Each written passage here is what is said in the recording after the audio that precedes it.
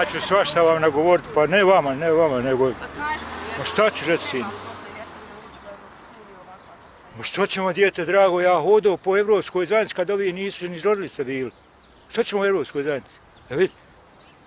Imamo svega, imamo da jedemo, imamo vode, imamo šume, imamo lijepe, fine ljude, imamo zdrav razum. Šta ću ja tamo sa budalama? I razumiješ što vam govori? Dakle, nije naša budućnost članstvo u bloku? A kakvom bloku? Pa mi smo u Evropskoj zajednici 1000 godina. To što su oni izmislili sad da te neko prima, zamisli sad da ja tebi kažem dođi mojoj kući, ali moraš ispuniti ove stvari. Šta bi ti rekao?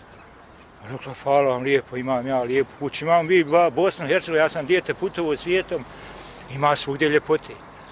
Ali nigdje nema čovjeka kao što ima u Bosni. Sve se mora napraviti, i Mercedes, i Porsche, ali čovjek se ne more napraviti.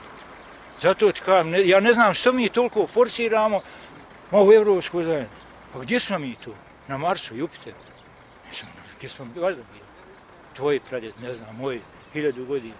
Šta će meni ljepota Njemačke? Evo idu, vidim ja. Ja sam bio u Njemačkoj prije 45 godina.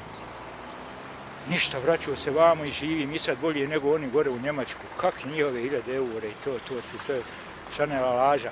Kad pređeš svoj prag, ti si izbjeglica. Bilo gdje. Moraš ti, znaš, ono kao, nisam ja imao izbjeglica, ti si samo u svojoj kući. Gledaj, vidi tvoje ljepote, vidi kako si lijepo, evo, vidi. Sve. Što ću ja ići tamo da gledam neku, ne mogu pred tobom da kažem. Nemamo mi potrebe, imamo sve. Hranu, fine zdrave ljude, imamo umjetnike, imamo pisce, imamo svega. A sad što jel moramo da vozim Porsche? Nemo, evo ja imam auto, vozim 44 godine, ne vozim ništa, neću da vozim, šta će? Ne trebamo nikome biti sluge, samo si u svojoj kući.